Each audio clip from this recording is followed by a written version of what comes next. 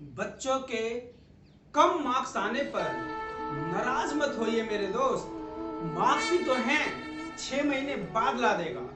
प्यारे दोस्तों नमस्कार, और प्यारे बच्चों आप सभी को भी नमस्कार। आजकल रिजल्ट का समय चल रहा है। सभी स्कूल्स में आई थिंक कि रिजल्ट डिक्लेयर किए जा रहे हैं, और रिजल्ट के दौरान होता यह है कि मार्क्स ज़्यादा मैटर करते हैं।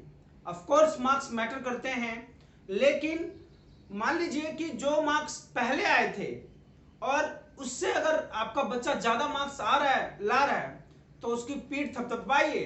आप ये मत कहिए कि अभी भी तेरे मार्क्स कम हैं, क्योंकि उसने मेहनत तो की है। उसने मतलब उस पढ़ाई कर कर, दिन रात मेहनत कर कर पिछले वाले रिजल्ट से अब का जो रिजल्ट आया है बेहतर लाने की कोशिश की है, भरपूर प्रयास किया हुआ है।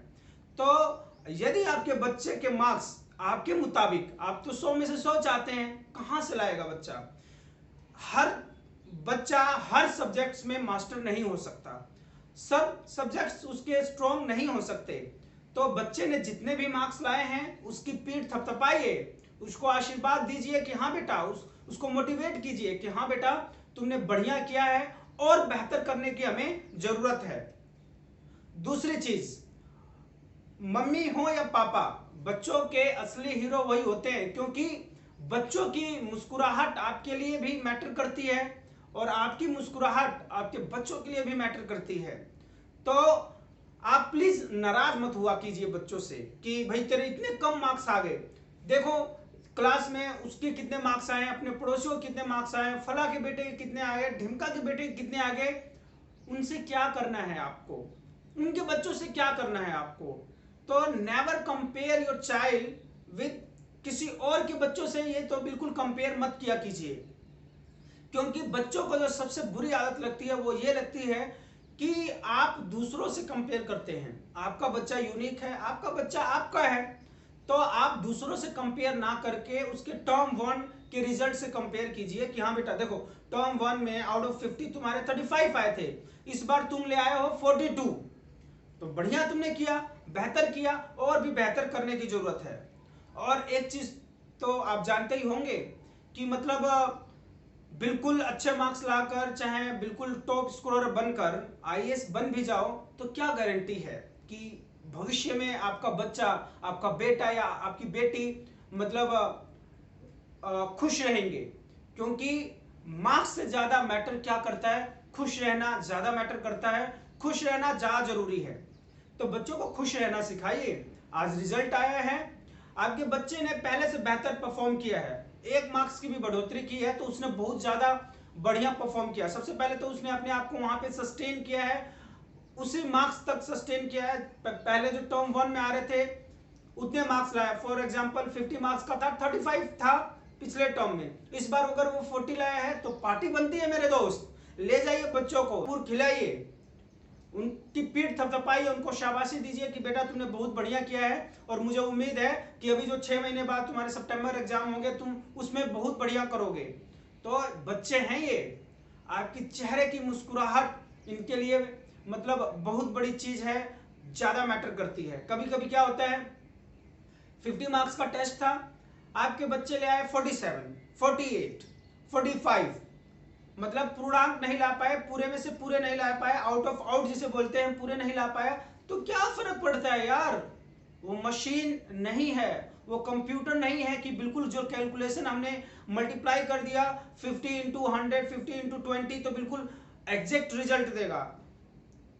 इंसान है, गलतियां हो सकती है, स्पेलिंग रिव्यू में गलती हो जाती है, कहीं ना कहीं कुछ ना कुछ गलतियां हो सकती है। और क्या मालूम मैडम जो चाहती हो, सर जो चाहते हैं बिल्कुल वैसा ना लिखा हो तो मार्क्स कट गए। तो आप इतना वरिड क्यों होते हैं? आप अपने जिगर के टुकड़े को गले लगाइए, उसकी पीठ थपथपाइए, उसको शाबाशी दीजिए कि बेटा कोई बात नहीं, पिछले से तो तूने बेटर किया है और आगे भी और बेटर करने की जरूरत है। तो अपने बच्चों को इस तरीके से मोटिवेट कीजिए, एंड कभी भी कंपेयर मत कीजिए कि उससे तेरे कम मार्क्स आए चाहे ज्यादा मार्क्स आए। क्योंकि जब वो कंपेयर कर देगा आपको कि भाई आपके उम्र के बंदे जो हैं बॉस बने बैठे हैं, कंपनी के मालिक बने बैठे हैं, तो आपकी क्या हालत होगी? तो बच्चों को कंपेयर मत कीजिए। कंपेयर करना ही मतलब सबसे बड़ी हमारा ड्रॉबैक रहता है कि हम कंपेयर करते हैं यार कि उसके मार्क्स देख ले, उसके मार्क्स क्यों देखेगा, वो क्यों देखेगा, उसके मार्क्स क्यों देखेगा, वो केवल अपने मार्क्स देखेगा।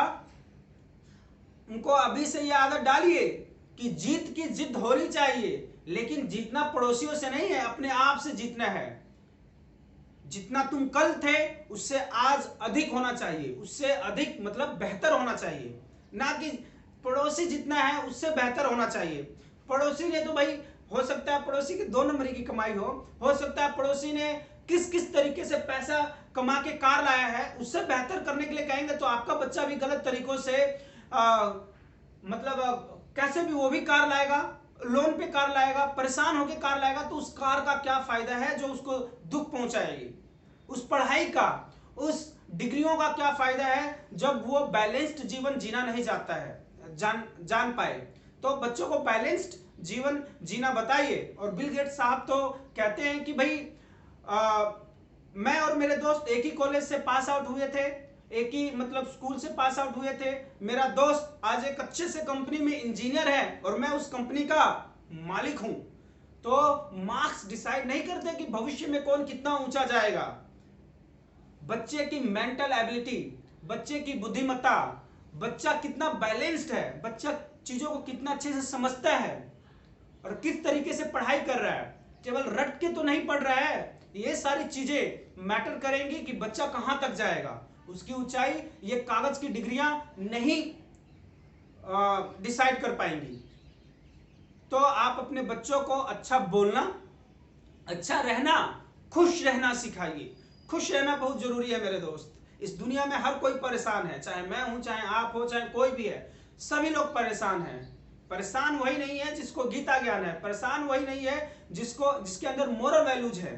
तो मोरल वैल्यूज भी डेवलप कीजिए। ये भी रिपोर्ट कार्ड के अंत में होना चाहिए कि आपके बच्चे की जो मोरल वैल्यूज हैं कितने % लाई करती हैं, कहां से कहां तक हैं। तो मोरल वैल्यूज अगर कम हो जाएंगी तो ये मार्क्स कुछ नहीं कर पाएंगे। हम कितने